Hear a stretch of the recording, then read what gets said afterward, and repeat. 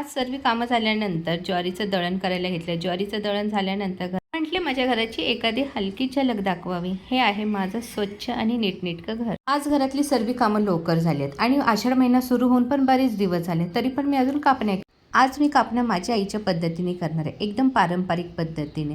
बघू मला माझ्या आईसारख्या कापण्या करायला जमतायत का। इथे मी गव्हाचं पीठ, ज्वारीचं पीठ, बेसन पीठ आणि बाजरीचं पीठ घेतलं आणि कडकडीत तेलाचं मोहन। पिठाचं प्रमाण तुमच्या अंदाजाने घ्या। तेलाचा प्रत्येक थेंब पिठाच्या प्रत्येक कणाला लागेल असं चोळून घेऊ। त्यानंतर टाकू चवीनुसार मीठ। त्यानंतर मी घालून घेणार आहे बडीशेप आणि वेलचीची पूड। सर्व मिश्रण एकत्र करून झाल्यानंतर त्यामध्ये गुळाचं पाणी घालून घेऊ। आता इथे गुळाचं पाणी मी आधीच करून ठेवलेलं आणि गुळाचं पाणी थंड झाल्यानंतरच पीठ मळायचं आहे। आता मी घेतलेलं गुळाचं पाणी मला पूर्ण पीठ मळण्यासाठी लागलेलं। आता इथे मी घट्ट असा पिठाचा गोळा तयार करून घेणार आहे।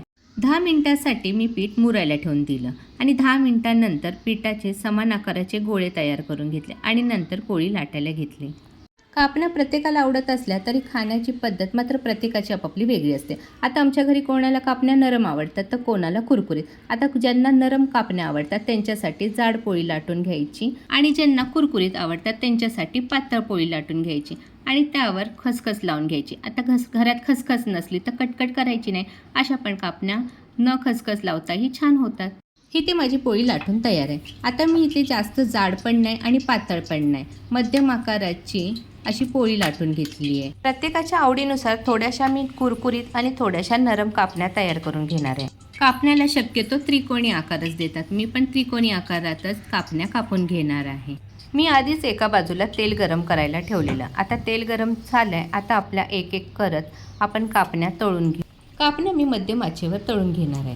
कापण्या इथे तयार होते तोपर्यंत मला सांगा, आषाढ महिन्यात जसं आपण कापण्या करून खाण्याची पद्धत आहे तसं नवीन नवरीलाही आमच्याकडे सातारी भागाकडे आषाढ महिना पाळायला आणण्याची पद्धत आहे।